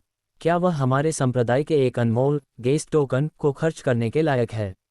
आमतौर पर केवल late stage great origin core realm के योद्धाओं या उन विशिष्ट उस्तादों को ही यह अधिकार मिलता है जिन्हें हमारे संप्रदाय ने विशेष रूप से आमंत्रित किया हो, एक ग्रेट ओरिजिन कोर रेल्म के व्यक्ति ने गुस्से में कहा। गोल्डन माउंटेन संप्रदाय में सामान्य सॉवरेन लॉर्ड्स केवल बाहरी एल्डर थे, जबकि वास्तविक शक्ति वाले एल्डर ओल्ड ली जैसे लोग थे जो कम से कम half step void god realm तक पहुंच चुके थे। उस लड़के की प्रतिभा तो सेक्रेड लैंड के हिसाब से भी अच्छी मानी जा सकती है। हम उसे अपने शिष्य के रूप में स्वीकार कर सकते हैं, एक अन्य एल्डर ने कहा, लेकिन ओल्ड ली ने अपना सिर हिला दिया। ये सिर्फ 10 दिनों का गेस्ट टोकन है। इसके अलावा अगर वह लड़का इसका सही इस्तेमाल कर पाता है, तो गोल्डन माउंटेन संप्रदाय के लिए इसका मूल्य अथाह होगा। ओल्ड ली नकुल शॉ की पृष्ठभूमि के बारे में ज़्यादा बात नहीं करना चाहते थे। वह नकुल की क्षमता और प्रतिभा को कैसे नहीं देख सकते थे। हालांकि स्पिरिचुअल सेक्रेड लैंड्स में वास्तविक दिग्गज आमतौर पर 3 स्टार ताकतों से ही आते थे। घर के भीतर एक कमरे में नकुल शॉ बैठ गए और साधना करने लगे। पिछले कुछ दिनों से वह अपने कोर सेंटर को मजबूत और स्थिर कर रहे थे। उनके वर्तमान अस्तित्व, शरीर और आत्मा की स्थिति के साथ उनकी साधना तेजी से बढ़ रही थी। जब तक वह कोर सेंटर की मात्रा बढ़ा सकते थे, नकुल शॉ को स्मॉल ओरिजिन कोर रेल्म के दौरान किसी बाधा का सामना नहीं करना पड़ता। वायु और बिजली तत्वों वाले संसाधनों की बड़ी मात्रा तेजी से खर्च की जा रही थी। भाग्यवश वॉइड ओशन स्पिरिचुअल पैलेस में इतनी कमाई करने के बाद वह बेहद अमीर थे। उस मदद का उपयोग करते हुए नकुल शॉ का कोर सेंटर मजबूत होने लगा था। बेशक उन्होंने एंशिएंट ड्रीम रेल्म की खोज करना नहीं छोड़ा। हर कुछ दिनों में वह एंशिएंट ड्रीम रेल्म में प्रवेश करते और उसकी आभा और को अवशोषित करते, मुख्य रूप से अपनी आंख में। अब वह एंशिएंट ड्रीम रेल्म में 90 सांसों से अधिक समय तक टिक सकते थे, और जितनी आभा वह अब सोख सकते थे वह शुरुआत की तुलना में 10 गुना अधिक थी। इसलिए नकुल शॉ की नेत्र रक्तरेखा की शक्ति दिन ब दिन छलांग लगाकर बढ़ रही थी। 1 महीना बीत गया। नकुल शॉ की आत्मिक शक्ति अब late stage great origin core realm के बराबर थी, और यह पहले से अधिक सघन थी। उनकी बाईं आंख के आयाम में झील 60 गज तक फैल गई थी। जब ये झील 100 गज से आगे बढ़ जाएगी तो गॉड स्पिरिचुअल आई में एक और परिवर्तन होगा। नकुल शॉ को कहीं से बुलावे का एहसास हुआ। इस समय उनकी आत्मा पर एंशिएंट ड्रीम रेल्म की आभा का प्रभाव काफी कम हो गया था। नकुल ने अनुमान लगाया कि वह वॉइड गॉड रेल्म के जितना करीब पहुंचेंगे, इस आभा का प्रभाव उतना ही कम होता जाएगा जब तक कि यह पूरी तरह खत्म न हो जाए। नकुल शॉ ने एक बार फिर एंशिएंट ड्रीम रेल्म में प्रवेश किया। जैसे जैसे उनके अस्तित्व की स्थिति और आत्मा दोनों मजबूत होते गए, नकुल उस आयाम में अधिक समय तक टिक पा रहे थे। 70 सांसें, 80 सांसें, 90 सांसें। नकुल आसानी से 90 सांसों तक टिकने में सक्षम थे। 95 सांसें, 96 सांसें, 97 सांसें। अंत में जब वह 97 सांसों तक पहुंचे तो नकुल पर पड़ने वाला दबाव इतना अधिक हो गया कि वह एंशिएंट ड्रीम रेल्म से बाहर निकलने से पहले बमुश्किल एक कदम ही चल पाए। यह पानी के नीचे अपनी सांस रोकने जैसा था, कोई जितनी देर टिकता फेफड़ों पर दबाव उतना ही अधिक बढ़ता जाता। 97 सांसें, 100 सांसों का मेरा लक्ष्य अब करीब है। नकुल शॉ इस बार घायल नहीं हुए क्योंकि उन्होंने अपनी पूरी ताकत नहीं झोंकी थी। वह इस बार मुख्य रूप से अपनी नींव को मजबूत करने के लिए अंदर गए थे। पिछले एक महीने में उन्होंने बड़ी मात्रा में कीमती संसाधनों का उपयोग किया था और उनका course centre small origin core realm के मध्य चरणों की ओर बढ़ रहा था। ये जानना जरूरी था कि नकुल शॉ का कोर सेंटर सामान्य स्मॉल ओरिजिन कोर रेल्म योद्धाओं जितना बड़ा नहीं था, लेकिन उनकी ट्रू युआन की शक्ति एक late stage small origin core realm के करीब थी। ट्रू मार्शल आइलैंड्स जोन में पहुंचने के 40वें दिन नकुल शॉ एक बार फिर एंशिएंट ड्रीम रेल्म में प्रवेश करने और 100 सांसों की बाधा को तोड़ने वाले थे। नन्हे मित्र नकुल शॉ, ओल्ड ली की आवाज़ सुनाई दी।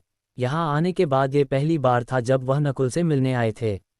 ओल्ड ली। नकुल बाहर आए और सफ़ेद दाढ़ी वाले ओल्ड ली का अभिवादन किया। नकुल यहाँ आने के बाद गहरी साधना में नहीं गए थे क्योंकि उन्हें पता था कि वह जल्द ही ट्रू मार्शल सेक्रेड लैंड में प्रवेश करने वाले हैं। बात ऐसी है, गोल्डन माउंटेन संप्रदाय द्वारा सेक्रेड लैंड में एक और समूह भेजने में अभी 20 दिन बाकी हैं, जिसमें हमारे लगभग 10 प्रतिभाशाली युवा शामिल हैं, ओल्ड ली ने मुस्कुराते हुए कहा। ऐसा कहने के बाद उन्होंने अपना हाथ उठाया। गोल्डन माउंटेन संप्रदाय के 9 प्रतिभाशाली युवा उनके पीछे खड़े थे। सेक्रेड लैंड में प्रवेश करने में सक्षम होने का मतलब था कि उनमें बेहतरीन क्षमता थी। इनमें सबसे कम साधना पीक ट्रू लॉर्ड रैंक की है। अधिकांश half step origin core realm पर हैं और 2 स्मॉल ओरिजिन कोर रेल्म के योद्धा भी हैं।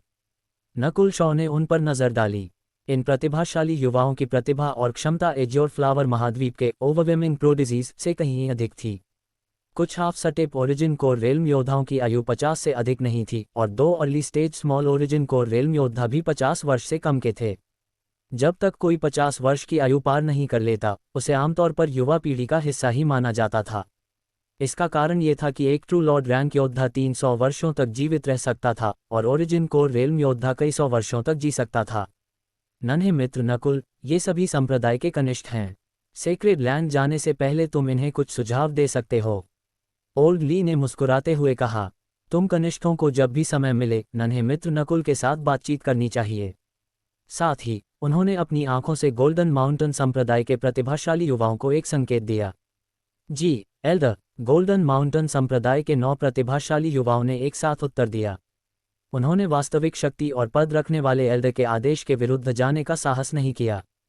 इसके अलावा उनमें से अधिकांश नकुल शॉ की प्रशंसा और सम्मान करते थे क्योंकि उनकी उम्र के हिसाब से उनकी साधना बहुत ऊंची थी। नकुल शॉ के लिए ओल्ड ली के इरादों का अनुमान लगाना कठिन नहीं था। वह चाहते थे कि इनमें से 1 या 2 नकुल शॉ के साथ संबंध बना लें। भाई नकुल, कौन से विशेषज्ञ आपके गुरु हैं? इतनी कम उम्र में ओरिजिन कोर रेल्म तक पहुंचना। केवल सीनियर मार्शल ब्रदर कुशल, जो सेक्रेड लैंड में प्रवेश कर चुके हैं, उनसे ही आपकी तुलना की जा सकती है। वे 9 प्रतिभाशाली युवा नकुल शॉ की पहचान के बारे में उत्सुक थे। उनमें से एक पुरुष और एक महिला ओरिजिन कोर रेल्म पर थे। वह पुरुष दुबला पतला था जबकि महिला सुंदर थी और सफ़ेद वस्त्र पहने हुए थी। उन दोनों ने चमकती आंखों से नकुल का निरीक्षण किया और यद्यपि वे नकुल की कम उम्र और ऊंची साधना से आश्चर्यचकित थे, उन्होंने इसके बारे में अधिक नहीं सोचा। वे स्वयं भी ओरिजिन कोर रेल्म पर थे, इसलिए वे एक ही स्तर पर थे। नकुल शॉ ने दिलचस्पी के साथ इन युवाओं से बातचीत शुरू की। आखिरकार वे सभी गोल्डन माउंटेन संप्रदाय जैसे शिखर 2 स्टार संप्रदाय से आए थे और उनकी विरासत और तकनीकें सामान्य 2 स्टार संप्रदायों से कहीं आगे थीं। नकुल शॉ ने अपनी आत्मिक शक्ति और समझ के साथ उनसे बहुत कुछ सीखा। इसके बाद नकुल को उन 9 लोगों के साथ अभ्यास युद्ध स्पा करना था। गोल्डन माउंटेन संप्रदाय के पास एक विशेष युद्ध क्षेत्र मार्शल आर्ट्स फील्ड था जो ओरिजिन कोर रेल्म के योद्धाओं की शक्ति को बाहर लीक होने से रोक सकता था। गोल्डन माउंटेन संप्रदाय के सभी वरिष्ठ गुप्त रूप से देख रहे थे। कुछ half step origin core realm योद्धाओं ने नकुल शॉ से पहले अभ्यास करने के लिए कहा। तुम लोग जाओ और उसकी ताकत की परीक्षा लो, ओरिजिन कोर रेल्म के उस दुबले युवक ने गुप्त रूप से कहा। ये स्पष्ट था कि half step origin core realm योद्धा नकुल शॉ के लिए कोई मुकाबला नहीं थे और वे सभी एक ही स्पर्श से गिर पड़े। वे नकुल के कपड़ों को छू तक नहीं पाए। क्या गति है! दुबले युवक और श्वेत वस्त्रधारी सुंदरी ने एक दूसरे की ओर देखा और उनके हाव भाव थोड़े बदल गए। केवल ये दोनों ही बमुश्किल देख पाए थे कि नकुल कैसे हिले। Half step origin core realm योद्धाओं को हराने के बाद नकुल शॉ को लगा कि यह उबाऊ होता जा रहा है, इसलिए उन्होंने दुबले युवक और उस सुंदरी से एक साथ लड़ने का सुझाव दिया। ये सुनकर गोल्डन माउंटेन संप्रदाय के युवाओं ने अपमानित महसूस किया। उन दोनों ने गहरी सांस ली, लेकिन वे एक ही समय में क्रोधित भी थे। नकुल की गति का सामना करते हुए आमने सामने की लड़ाई में उनके जीतने की संभावना नगण्य थी। लड़ाई के परिणाम ने सभी को चौंका दिया। Plop plop! Origin core realm के वे दोनों प्रतिभाशाली युवा नकुल शॉ द्वारा तुरंत पराजित कर दिए गए। श्वा! बैंगनी बिजली और हवा की एक धुंधली लहर उन दोनों के ऊपर से गुजरी। Purple destruction wind lightning! क्या ये 10,000 साल पहले के उस विंड लाइटनिंग सम्राट की विरासत हो सकती है? गोल्डन माउंटेन संप्रदाय के एल्डर्स अपनी जीभ चटकाने लगे। नकुल शॉ ने जो ताकत दिखाई थी वह बहुत अधिक थी। शायद ग्रेट ओरिजिन कोर रेल्म से नीचे ऐसे बहुत कम लोग थे जो उनका मुकाबला कर सकें। जो गोपी भल्ला से संबंधित हैं, वे वास्तव में साधारण नहीं हैं। ओल्ड ली ने आह भरी और वह पछतावा महसूस किए बिना नहीं रह सके। नकुल शॉ और गोल्डन माउंटेन संप्रदाय के युवाओं के बीच का अंतर बहुत बड़ा था। इसका मतलब था कि उनके इरादे विफल हो गए थे। दोनों समूह एक ही स्तर पर नहीं थे, इसलिए उनके लिए किसी भी तरह की दोस्ती बनाना कठिन होगा। जबकि गोल्डन माउंटेन संप्रदाय के युवाओं ने अपमानित महसूस किया, वे सभी नकुल की शक्ति का सम्मान करने लगे। यहाँ तक कि सीनियर मार्शल ब्रदर कुशल, जो हमारे संप्रदाय के सबसे शक्तिशाली युवा हैं, शायद वे भी इनके सामने न टिक सकें। श्वेत वस्त्रों में सजी उस सुंदरी की आंखों में नकुल शॉ के लिए प्रशंसा और सम्मान साफ झलक रहा था। अगले कुछ दिनों में चून की दोनों पक्षों के बीच शक्ति का अंतर बहुत अधिक था, इसलिए नकुल शॉ और इन प्रतिभाशाली युवाओं के बीच अधिक बातचीत नहीं हुई। उस सुंदरी ने एक दो बार नकुल के साथ बाहर जाने का प्रयास भी किया, लेकिन उसे हर बार विफलता ही हाथ लगी। नकुल का पूरा ध्यान केवल अपनी साधना पर केंद्रित था। हालांकि एक शांत, शिष्ट और देवी के समान दिखने वाली उस युवती का वह रूठा हुआ चेहरा कभी कभी उनके मन में कौंध जाता था। अतीत में माधुरी भी श्वेत वस्त्र ही धारण करती थी और जैसे जैसे समय बीत रहा था, उसकी यादें और भी स्पष्ट होती जा रही थीं। हुटिल्ड! नकुल शॉ ने एक लंबी सांस छोड़ी और उनकी आंखों में भावनाओं का एक दुर्लभ आवेग दिखाई दिया। एक विचार के साथ वह एक बार फिर एंशिएंट ड्रीम रेल में प्रकट हुए। 10 सांसें, 30 सांसें, 60 सांसें, 90 सांसें। 90 सांसों के बाद नकुल पर पड़ने वाला दबाव और भी बढ़ गया। 95 सांसें, 97 सांसें, 99 सांसें, 100 सांसें। नकुल शॉ उस निर्जन भूमि की सतह पर किसी पत्थर की मूर्ति के समान अडिग खड़े थे, जैसे वे हजारों वर्षों से उसी मिट्टी का हिस्सा रहे हों। अध्याय 620, एक और छलांग। 100 सांसें। नकुल शॉ के पैर जमीन में गड़ते हुए प्रतीत हुए और उन्हें महसूस हुआ कि उनकी आत्मा पर दबाव कम हो गया है। नकुल शॉ ने अचानक अपने शरीर को हल्का महसूस किया, जैसे कि प्राचीन स्वप्न लोक एंशिएंट ड्रीम रेल्म के साथ उनका तालमेल बढ़ गया हो। ये किसी जानवर के विकसित होने जैसा था। समुद्री जीव कभी कभी जमीन या अन्य नए वातावरण के अनुकूल खुद को ढाल लेते हैं। ये भी वैसा ही था। जैसे जैसे नकुल शॉ के शरीर में प्राचीन स्वप्न लोक का आभामंडल और अधिक समाहित होने लगा, उनकी आत्मा और शरीर मजबूत होने लगे और इस अनूठे आयाम के अनुकूल बनने लगे।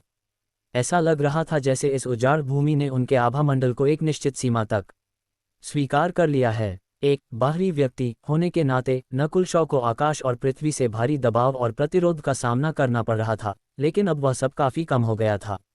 अब मैं इस भूमि पर आसानी से खड़ा हो सकता हूँ। नकुल शॉ का हृदय हर्ष से भर गया।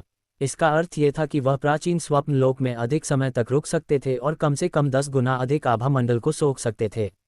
100 सांसें एक बहुत बड़ा निर्णायक मोड़ था। इसके बाद नकुल शॉ ने प्राचीन स्वप्न लोक का निरीक्षण किया और आगे बढ़ने का प्रयास किया। वह वर्तमान में एक उजाड़ क्षेत्र में थे, लेकिन वह पास के पेड़ों को देख सकते थे और पक्षियों की चीखें सुन सकते थे। नकुल शॉ की ईश्वरीय आध्यात्मिक दृष्टि, गॉड स्पिरिचुअल आई, ने कुछ दूरी पर एक धारा देखी। ये पूरी दुनिया चीजों की उत्पत्ति के करीब लग रही थी और इससे एक प्राचीन और पुरातन अनुभव हो रहा था। टा टा नकुल शॉ ने उस आभा मंडल को सांसों में भरा और एक कदम आगे बढ़ाने में सफल रहे। जैसे ही उन्होंने ये कदम उठाया, उन्हें महसूस हुआ कि आकाश और पृथ्वी का दबाव अचानक बहुत बढ़ गया है। एक कदम, दो कदम, तीन कदम, नकुल शॉ को हर कदम उठाना बेहद कठिन लग रहा था। कुछ ही सांसों के बाद श्वा नकुल शॉ प्राचीन स्वप्न लोक से बाहर निकल आए और उनकी पीठ ठंडे पसीने से भीग चुकी थी। यदि मैं हिलता नहीं हूं तो मैं प्राचीन स्वप्न लोक में लंबे समय तक रह सकता हूं, लेकिन यदि मैं चलता हूं तो दबाव 10 गुना तक बढ़ जाता है और मैं 10 सांसों से ज़्यादा नहीं टिक पाऊंगा। नकुल शॉ ने एक गहरी सांस छोड़ी। जो भी हो, उन्होंने 100 सांसों के उस बड़े पड़ाव को पार कर लिया था। अब से वह प्राचीन स्वप्न लोक की बड़ी मात्रा में आभा सोख सकते थे और इस अजीब आयाम का मुआयना करना शुरू कर सकते थे। प्राचीन स्वप्न लोक कितना बड़ा था? क्या यहाँ कोई मूल निवासी थे? और निश्चित रूप से नकुल शॉ को जिसकी सबसे ज्यादा परवाह थी वह ये था कि क्या यहाँ कोई कीमती संसाधन मौजूद थे। ये समझना जरूरी था कि केवल वहाँ की आभा ही इतनी फायदेमंद थी। ये कल्पना करना भी कठिन था कि किसी उचित संसाधन या वस्तु का मूल्य कितना अधिक होगा। कमरे के भीतर नकुल शॉ ने शांति से साधना की और उनके शरीर के भीतर का मुख्य केंद्र कोर सेंटर धीरे धीरे बड़ा होता गया। इस शून्य महासागर आध्यात्मिक महल वॉइड ओशन स्पिरिचुअल पैलेस में नकुल शॉ जो वायु और बिजली के तत्व वाले संसाधन खरीद सकते थे, वे अन्य महलों की तुलना में कहीं बेहतर थे। इन वस्तुओं का उपयोग करते हुए नकुल शॉ के मार्ग में कोई बाधा नहीं थी और उनकी साधना की गति अत्यंत तीव्र थी। नकुल शॉ का मुख्य केंद्र स्मॉल ओरिजिन कोर रेल्म के मध्य चरण मिडल स्टेज के करीब पहुंचने लगा। उन्होंने अपने शरीर में मुख्य केंद्र को सघन बनाने के लिए प्राचीन स्वप्न लोक की भारी मात्रा में आभा का उपयोग किया, जो अब एक क्रिस्टल की तरह चमक रहा था। मुख्य केंद्र का क्रिस्टल में बदलना ग्रेट ओरिजिन कोर रेल्म में प्रवेश करने का संकेत था। पलक झपकते ही 10 से 20 दिन बीत गए। नकुल शॉ के मुख्य केंद्र का आकार अब पूरी तरह से मध्य चरण स्मॉल ओरिजिन कोर रेल्म के बराबर था। इसके अतिरिक्त मुख्य केंद्र ने प्राचीन स्वप्न लोक की बड़ी मात्रा में आभा को सोख लिया था, जिससे उनकी विंड लाइटनिंग, वायु बिजली और अधिक सघन एवं शुद्ध हो गई थी। भले ही उनके मुख्य केंद्र का आकार स्मॉल ओरिजिन कोर रेल्म के मध्य चरण जैसा था, लेकिन इसकी गुणवत्ता और तीव्रता ने स्मॉल ओरिजिन कोर रेल्म के सभी स्तरों को पीछे छोड़ दिया था और इसकी तुलना ग्रेट ओरिजिन कोर रेल्म के प्रभु सॉवरेन लॉर्ड्स से की जा सकती थी। मध्य चरण स्मॉल ओरिजिन कोर रेल्म और पर्पल डिस्ट्रक्शन विंड लाइटनिंग की लगभग पूर्ण समझ। नकुल शॉ के चेहरे पर खुशी झलक उठी। 100 सांसों की बाधा को पार करने से उनकी साधना की गति बहुत बढ़ गई थी, क्योंकि अब वह उस आयाम में कहीं अधिक समय तक रह सकते थे और बहुत अधिक आभा सोख सकते थे। अब उनके अस्तित्व की स्थिति और शरीर ओरिजिन कोर रेल्म की सीमा तक पहुंच चुके थे और उनकी आत्मा ग्रेट ओरिजिन कोर रेल्म के बीच भी शक्तिशाली थी। ये कहा जा सकता था कि इन 10 से 20 दिनों में नकुल शॉ की शक्ति में जमीन आसमान का अंतर आ गया था। हुटिल्ड नकुल शॉ ने एक लंबी सांस छोड़ी और धीरे से अपनी आभा को छुपाते हुए कमरे से बाहर निकल आए। कप्तान, ध्रुव भंडारी, स्मृति और सभी नाविकों ने नकुल शॉ का अभिवादन किया। जब उन्होंने उनकी ओर देखा तो नकुल शॉ की हर हरकत और चाल उन पर गहरा दबाव डाल रही थी। ये किसी प्राचीन भयानक जंगली जीव का सामना करने जैसा था। उनके शरीर और अस्तित्व का स्तर उनके समान नहीं था। कप्तान की आभा पवित्र भूमि सेक्रेड लैंड्स के विक्की जियांग जैसी है। स्मृति का रक्त वंश ब्लडलाइन कांपने लगा। उन्होंने यह महसूस केवल विक्की जियांग का सामना करते समय किया था, जिनके पास 10,000 प्राचीन प्रजातियों का रक्तवंश था। वास्तविकता में स्वयं नकुल शॉ को भी नहीं पता था कि उनका रक्तवंश कितना शक्तिशाली हो गया है। कप्तान को मध्य चरण स्मॉल ओरिजिन कोर रेल्म में पहुंचने पर बधाई। नकुल शॉ की हर सांस और दृष्टि में स्मॉल ओरिजिन कोर रेल्म से भी कहीं अधिक दबाव था। 10,000 घोस्ट पल्प के भीतर डार्क हॉट सीड के संबंध का उपयोग करते हुए कंकाल डिवीजन लीडर अरूप महसूस कर सकता था कि नकुल शॉ की आत्मा बहुत अधिक शक्तिशाली हो गई है। कंकाल डिवीजन लीडर अरूप भी आत्माओं के बारे में थोड़ा बहुत जानता था, लेकिन नकुल शॉ की आत्मा से निकलने वाली आभा एक पहाड़ की तरह थी जिसे वह केवल नीचे से देख सकता था। स्वामी, पिछले कुछ दिनों में 100 शापित प्रेत शवों में से आधे को half step origin core realm तक मजबूत कर दिया गया है, डिवीजन लीडर अरूप ने सूचित किया। प्रेत शवों की क्षमता बढ़ने के बाद उन्हें मजबूत करने की कार्यकुशलता भी बढ़ गई थी। जिसे पूरा करने में आधा साल लगता, वह 1 या 2 महीने में ही हो गया था। अच्छा है, सब कुछ सुचारू रूप से चल रहा है। नकुल शॉ ने सिर हिलाया और ध्रुव भंडारी, स्मृति और नाविकों की ओर देखा। नकुल शॉ ने ब्लू लाइटनिंग सी स्काईशिप नाविकों को देने और उन्हें शून्य महासागर आध्यात्मिक महल में ही रुकने के लिए कहने का निर्णय लिया। ये महल असीमित महासागर के भीतर एक शांतिपूर्ण भूमि थी, यहाँ तक कि वॉइड गॉड रेल्म वाले भी आसानी से हमला करने की हिम्मत नहीं करते थे। दूसरे दिन नकुल शॉ गोल्डन माउंटेन संप्रदाय के लोगों के साथ एकत्र हुए। इस बार हम ट्रू मार्शल सेक्रेड लैंड में लगभग 300 लोगों को भेजेंगे, ओल्ड ली ने कहा।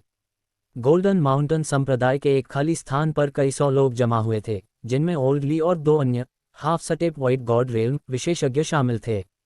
एक अजनबी होने के नाते नकुल शॉ ने स्वाभाविक रूप से बहुतों का ध्यान खींचा, और उनके मध्य चरण स्मॉल ओरिजिन कोर रेल्म के स्तर का अर्थ था कि उन्होंने उन सभी प्रतिभाओं को दबा दिया था जो पवित्र भूमि में प्रवेश करने वाले थे। चलो चलें, ओल्ड ली ने समूह को शून्य महासागर आध्यात्मिक महल से बाहर ले जाने से पहले विवरणों पर चर्चा की। हुटिल्ड, बाहर एक विशाल सुनहरे ड्रैगन स्केल जहाज इंतजार कर रहा था। यह असीमित महासागर वाला जहाज नकुल शॉ के ब्लू लाइटनिंग सी स्काई शिप से 4 से 5 गुना बड़ा था। इसकी गति और क्षमता भी उससे कहीं बेहतर थी। ये गोल्डन माउंटेन संप्रदाय का गोल्डन ड्रैगन स्केल शिप है और सुना है कि यह एक ही झटके में ग्रेट ओरिजिन कोर रेल्म के प्रभु को मार सकता है। दुबला युवक और सुंदर युवती नकुल शॉ के साथ खड़े थे। उनके साथ अभ्यास करने के बाद वे नकुल शॉ के प्रति सम्मान से भरे हुए थे। अब जब नकुल शॉ मध्य चरण स्मॉल ओरिजिन कोर रेल्म तक पहुंच गए थे, तो वे दोनों केवल ईर्ष्या के साथ आहें भर सकते थे। Whoosh, golden dragon scale ship असीमित महासागर में उड़ने लगा, और इससे निकलने वाली आभा ने कई विशेषज्ञों और जहाज़ों का ध्यान अपनी ओर आकर्षित किया। हमें ट्रू मार्शल सेक्रेड लैंड के प्रवेश द्वार तक पहुंचने के लिए शायद 2 दिन तक उड़ना होगा। गोल्डन माउंटेन संप्रदाय की प्रतिभाएं उम्मीद और उत्साह से भरी थीं। वे जल्द ही अपने सपनों की ट्रू मार्शल सेक्रेड लैंड में प्रवेश करने वाले थे। केवल ओल्ड ली ने चुपके से एक आह भरी जब उनकी दृष्टि इन शिष्यों पर पड़ी। उन्हें शायद यह नहीं पता था कि पवित्र भूमि कितनी क्रूर और प्रतिस्पर्धी थी। यदि गोल्डन माउंटेन संप्रदाय ने कोई छोटी सी भी गलती की, तो संभावना थी कि उन्हें किसी अन्य शीर्ष 2 स्टार संप्रदाय द्वारा प्रतिस्थापित कर दिया जाएगा। गोल्डन ड्रैगन स्केल शिप पर एक अतिथि होने के नाते नकुल शॉ एक सुंदर कमरे में ठहरे थे। वह बैठ गए, लेकिन उन्होंने साधना जारी नहीं रखी। इसके बजाय उन्होंने अपनी नई शक्ति के साथ तालमेल बिठाने की कोशिश की। आधे दिन के बाद गोल्डन ड्रैगन स्केल शिप पहले ही 2 द्वीप क्षेत्रों को पार कर चुका था, और समुद्र का रंग गहरा और गहरा होता जा रहा था। कभी कभी तूफान भी आते थे। असीमित महासागर में भंवर बन रहे थे, और यहाँ की हेवन अर्थ युआन क्यूई आकाशीय ऊर्जा अस्त व्यस्त थी। हम स्पिरिचुअल सी आध्यात्मिक सागर में प्रवेश करने वाले हैं। गोल्डन माउंटेन संप्रदाय के एक half step void god realm विशेषज्ञ की आवाज गूंजी। स्पिरिचुअल सी, नकुल शॉ के दिमाग में एक नक्शा उभरा, जिसमें स्पिरिचुअल सी के स्थान को दर्शाया गया था। True martial sacred land spiritual sea के केंद्र में थी, और spiritual sea true martial island zone के केंद्र में था। स्पिरिचुअल सी के चारों ओर की ऊर्जा अत्यंत अस्त व्यस्त थी और कभी कभी भयानक तूफान पैदा करती थी। कोई भी गोल्डन ड्रैगन स्केल शिप को नहीं छोड़ेगा, यहाँ तक कि सामान्य सॉवरेन प्रभु भी स्पिरिचुअल सी में जीवित नहीं रह पाएंगे, ओल्ड ली ने चेतावनी दी। नकुल शॉ ने मोटे तौर पर चारों ओर महसूस किया, लेकिन उन्हें स्पिरिचुअल सी के पास कोई जीवित आभा महसूस नहीं हुई। यदि कोई मजबूत असीमित महासागर जहाज न हो, तो सॉवरेन स्तर के लोग भी यहाँ जीवित नहीं रह पाएंगे। स्पिरिचुअल सी में प्रवेश करने के बाद गोल्डन ड्रैगन स्केल शिप की गति काफ़ी कम हो गई। समय धीरे धीरे बीतता गया। वे जितना गहराई में जा रहे थे, हेवन अर्थ युआन क्यूई का उछाल उतना ही बढ़ता जा रहा था। अंत तक स्थिति ये थी कि ग्रेट ओरिजिन कोर रेल्म के प्रभु सॉवरेन लॉर्ड्स भी यहाँ कुछ घंटों से अधिक जीवित नहीं रह पाते। गोल्डन ड्रैगन स्केल शिप की गुणवत्ता ब्लू लाइटनिंग सी स्काई शिप से कहीं अधिक थी, और इसकी सतह पर लगे व्यू एरे की शक्ति बड़ी तेजी से समाप्त हो रही थी। गोल्डन ड्रैगन स्केल शिप हर सेकंड भारी मात्रा में प्राइमल क्रिस्टल स्टोन्स खर्च कर रहा था, जिनमें से सभी कम से कम मध्यम श्रेणी मिडल ग्रेड के थे। ट्रू मार्शल सेक्रेड लैंड के 36 प्रवेश द्वार हैं। हम 31वें द्वार को चुन रहे हैं, और हम शायद कुछ ही घंटों में अपने गंतव्य पर पहुंच जाएंगे, ओल्ड ली ने मुस्कुराते हुए कहा। कुछ घंटे। गोल्डन ड्रैगन स्केल शिप पर सवार अधिकांश विशेषज्ञ और प्रतिभाएं पहले कभी पवित्र भूमि नहीं गए थे, और वे सभी उत्साह से भरे हुए थे। True martial sacred land. Nakul Shaw ने एक गहरी सांस ली, और उनके हाथ में पर्पल सेंट टोकन बैंगनी सन प्रतीक दिखाई दिया। ठीक इसी क्षण नकुल शॉ की आत्मा में आई ऑफ डेथ मृत्यु की आंख की आभा को अचानक कुछ महसूस हुआ, और एक परिचित एवं खतरनाक एहसास उनकी पूरी आत्मा में फैलने लगा।